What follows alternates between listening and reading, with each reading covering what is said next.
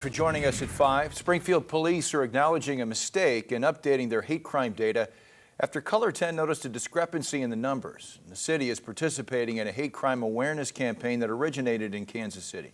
The goal is to encourage and educate people on how to report a hate crime. SPD keeps a running list of hate crimes on their website, but Color 10 reached out after it noticed one from last year was missing.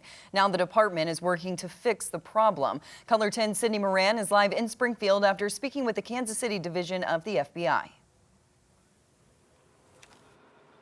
The FBI says hate crime cases are often underreported. It's why you'll find QR codes on benches and city utility buses in Springfield for a little bit, so you can easily scan that QR code and submit a tip.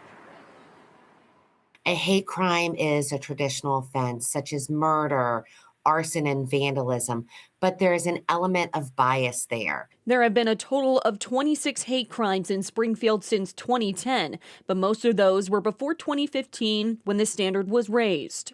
It is a criminal offense against a person or property that is motivated wholly or in part by the offender's bias against race, religion, disability, sexual orientation, ethnicity, gender identity. Back in May of 2022, someone spray painted a black swastika on the side of Pitts Chapel Methodist Church, a historic black church in town.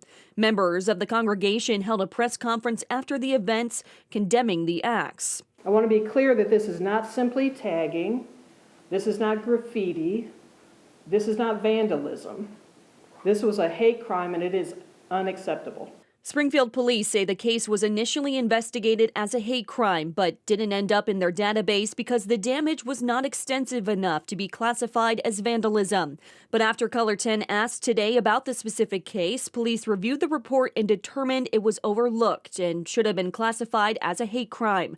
To this date, no suspects have been identified. When a hate crime does occur, it impacts not only the victim, but the entire community. Historically, they are underreported. The FBI Kansas City division says its top priority under its civil rights program is investigating hate crimes in and around Kansas City.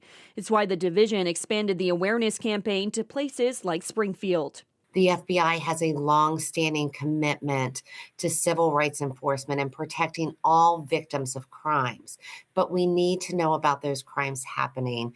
We need to rely on the community.